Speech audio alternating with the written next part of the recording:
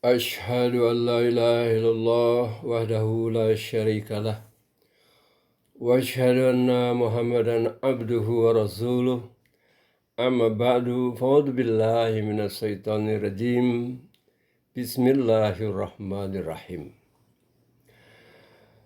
Untuk sekedar mengingatkan bahwa sebelum ini telah dibahas mengenai hubungan surah Al-Fatihah dan doa yang terdapat di dalamnya dengan surah Al-Baqarah.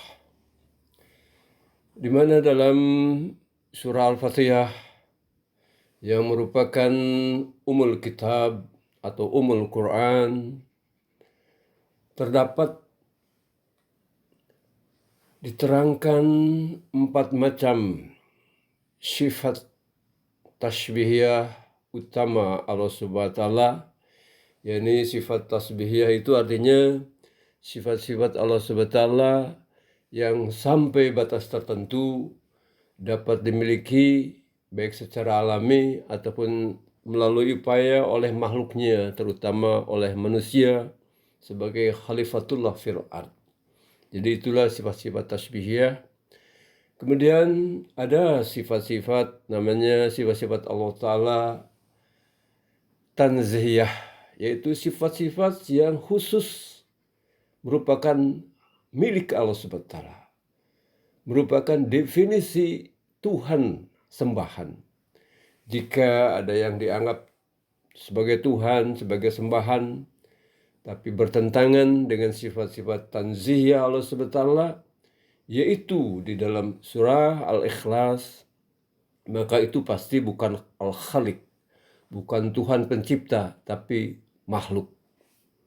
Jadi di dalam surah Al-Fatihah Allah Ta'ala menceritakan sifat-sifat tasbihnya karena memang sifat-sifat inilah yang harus ditiru oleh umat manusia untuk menjadi khalifatullah fil ard, sebagai wakil Allah Ta'ala di bumi.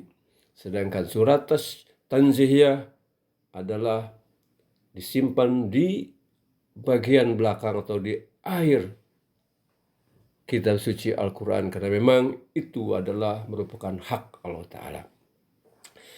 Sifat-sifat tasbihiyah utama Allah Subhanahu wa taala, yaitu pertama adalah di dalam Al-Quran dikatakan Alhamdulillahi Rabbil Alamin. Segala puji bagi Allah Rabbul Alamin, bahwa Allah itu di sini dikatakan sebagai Ar-Rabb, yakni menunjuk kepada sifat rububiyah. Sifat rububiyah itu adalah zat atau wujud yang menciptakan segala sesuatu melalui proses evolusi, bukan melalui proses revolusi, tetapi melalui proses evolusi, yaitu secara bertahap. Karena itu penciptaan alam semesta ini yang di dalam Al-Quran dikatakan Allah menciptakan seluruh langit dan bumi ini, alam semesta ini selama 6 hari, 6 yaum. Maksud hari di sini adalah periode, di mana periode ini bisa mencapai ribuan tahun, bahkan miliaran tahun, bahkan ratusan miliar tahun. Oleh karena itu, betapa alam semesta ini, kenapa alam semesta ini dikatakan al-alam, yang berasal dari kata ilm, pengetahuan atau mengetahui. Karena apapun yang ada di alam semesta ini, apabila diselidiki, misalnya tentang air, tentang tanah, tentang apapun, itu akan menimbulkan ilmu pengetahuan yang luar biasa, akan menimbulkan teknologi yang luar biasa. Kenapa? Karena itulah akibat rangkaian hukum sebab akibat yang ditetapkan Allah Subhanahu wa taala tentang alam semesta ini. Oleh karena itu telah dikatakan bahwa kehendak Allah Ta'ala menjadi 2 macam. Satu berupa hukum alam, karena merupakan hukum sebab akibat. Yang kedua merupakan hukum syariat. Dan baik hukum alam maupun hukum syariat, keduanya tidak diturunkan sekaligus, tetapi merupakan suatu proses bertahap. Ini yang pertama. Jadi sifat yang kedua, Allah SWT setelah Rabbul Alamin, setelah Rububiyah, yaitu Rahmaniyat. Ar-Rahman, Ar-Rahim. Yang ketiga, Ar-Rahim. Ar-Rahman artinya Tuhan yang Maha Pemurah, yaitu Allah SWT adalah wujud yang menyediakan segala sesuatu buat makhluknya, terutama makhluk hidup, termasuk manusia. Sebelum manusia ada, Allah Ta'ala telah menyediakan fasilitas untuk menunjang kehidupannya. Ini namanya sifat rahmaniyat. Kalau rububiyah sifatnya sangat umum. Jadi berlaku bukan saja bagi makhluk hidup, tetapi juga bagi benda-benda ciptaannya yang tidak bernyawa. Lalu yang ketiga, sifat Allah adalah Ar-Rahim. Ar-Rahim ini telah dijelaskan bahwa kalau rububiyah bersifat sangat umum, kalau rahmaniyat bersifat umum, kalau rahimiyat artinya maha penyayang bersifat khusus. Karena sifat rahmaniyat ini berlaku khusus bagi orang-orang yang juga berlaku khusus kepada Allah SWT. Siapa orang yang berlaku khusus kepada Allah Ta'ala itu? Yaitu yang beriman kepada Allah SWT dan kepada akhirat, kepada adanya kehidupan akhirat. Yang dikatakan beriman kepada yang gaib. Telah diterangkan apa itu yang gaib. Yang gaib itu sangat banyak. Gaib itu bisa jauh karena jauh, bisa karena terhalang. Tapi di sini yang gaib itu dibatasi dalam rukun iman yang 6, yaitu beriman kepada Allah SWT, wujud yang maha gaib, paling gaib. 2, beriman kepada para malaikat Allah yang merupakan instrumen-instrumen para pelaksana kehendak. Para pelaksana kehendak atau hukum Allah Ta'ala. Baik itu hukum alam maupun hukum syariat. Baik hukum alam maupun hukum syariat. Ini yang mengendalikannya. Yang menimbulkan sebuah akibat, itu namanya para malaikat. Yang ketiga, beriman kepada kitab-kitab. Yaitu kepada, maksud kitab-kitab di sini adalah kepada wahyu syariat.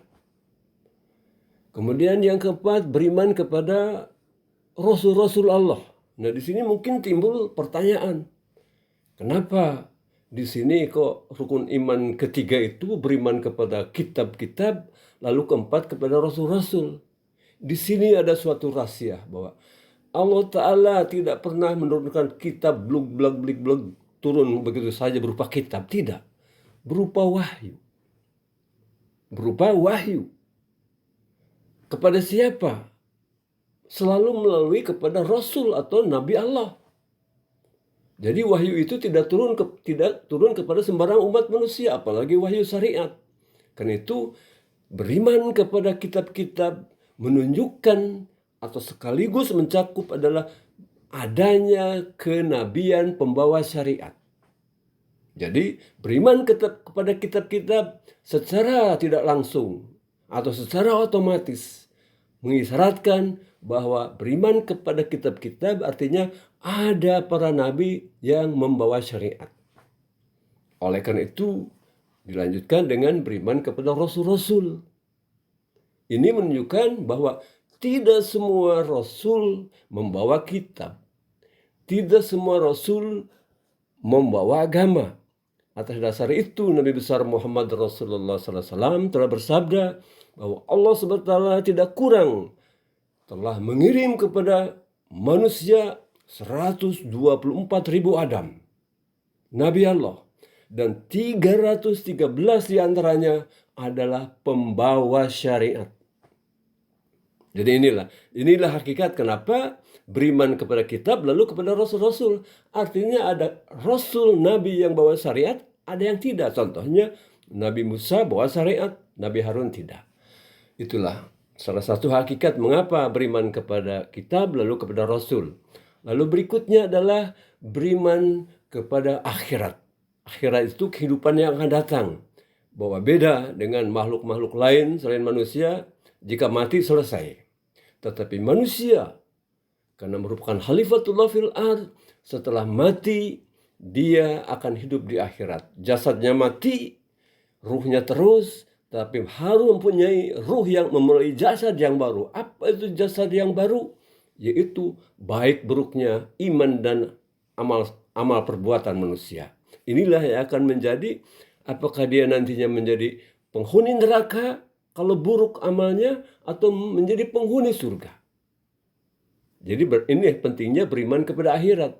Lalu yang keenam adalah beriman kepada qada dan qadar.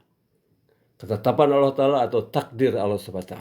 Jadi inilah 6 hal yang gaib yang ditentukan oleh Al-Quran. Walaupun setan juga gaib, iblis juga gaib, yang lain juga gaib. Tapi inilah yang disebut yang gaib adalah sebagaimana di dalam rukun iman.